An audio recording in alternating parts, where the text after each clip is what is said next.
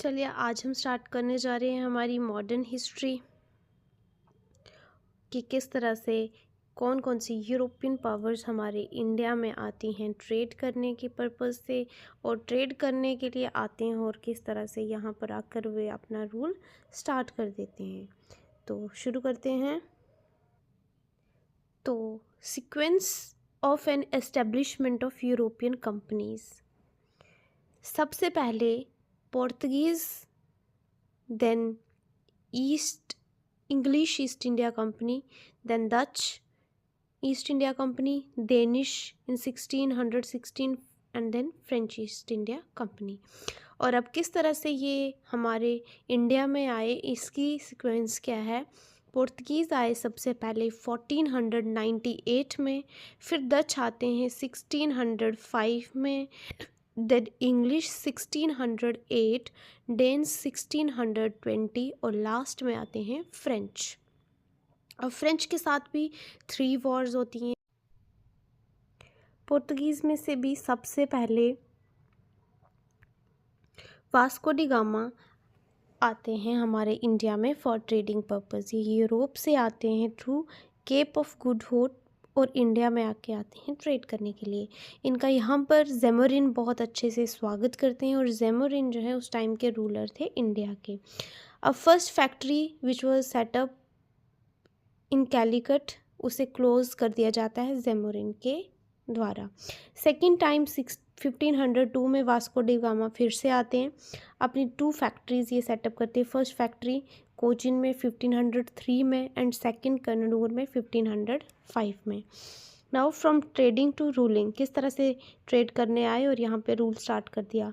अब 1505 में किंग ने अपॉइंट किए कुछ गवर्नर इंडिया में और 3 ईयर्स के टाइम पीरियड के लिए।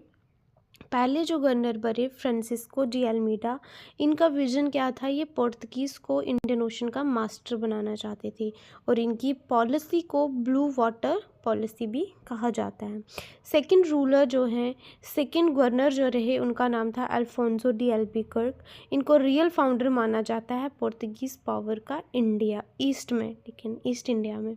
और इंटरेस्टिंग फीचर इनके रूल के टाइम ये रहा है कि सती प्रथा की एबॉलिशन किया गया था। उस टाइम सती प्रथा को ख़त्म कर दिया गया था। थर्ड गवर्नर बनते हैं, उनका नाम था नूनो डी कूना।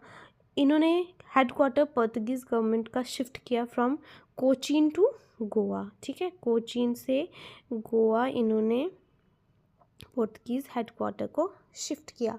चलिए आगे करते हैं। अब उसके बाद कौन आते हैं, डच आते हैं ट्रेडिंग पर्पस के लिए।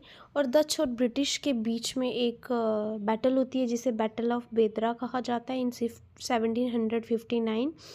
और डच भी क्या करते हैं, अपनी फर्स्ट फैक्ट्री को मसूलीपट्टनम में 1605 में सेटअप करते हैं।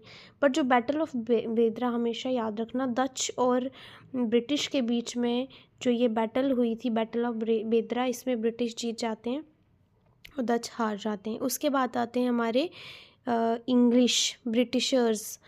तो और इसके बैटल ऑफ स्वाले 1612 में होती है, जिस वजह से जिसमें पोर्तुगीज़ हार जाते हैं और ब्रिटिश पावर में आ जाते हैं। अब पोर्तुगीज़ और ब्रिटिश के रिलेशन अच्छे रहें, इसके लिए पोर्तुगीज़ अपनी बेटी कैथरीन की शादी ब्रिटिश के किंग चार्ल्स सेकंड के साथ करवा देते हैं और बॉम्बे को एज अ डोवरी वो उस टाइम दे देते हैं। बॉम्बे हमारा और कोई भी किसी को दे रहा है। तो battle of Swally which was fought between Portuguese versus British. अच्छा, नेक्स्ट आते हैं हमारे डेन्स। डेन्स इन 1616 रूल कर ट्रेडिंग पर्पज़ के लिए आते हैं और अपनी फैक्ट्रीज़ ट्रेनकोबार में सेटअप करते हैं। बट इनके साथ ब्रिटिशर्स की कोई भी फाइट नहीं होती है और वो अपनी मर्ज़ी से अपनी फैक्ट्रीज़ ब्रिटिशर्स को बेच देते हैं और यहाँ से चले जाते हैं। लास्ट में आते हैं हमारे फ्रेंच। अब फ्रेंच आते हैं 1664 में और इनके ब्रिटिशर्स और फ्रेंच के बीच में 3 वॉर्स होती हैं जिन्हें कार्नेटिक वॉर्स कहते हैं और वो हम अपनी नेक्स्ट वीडियो में पढ़ेंगे। Thank you.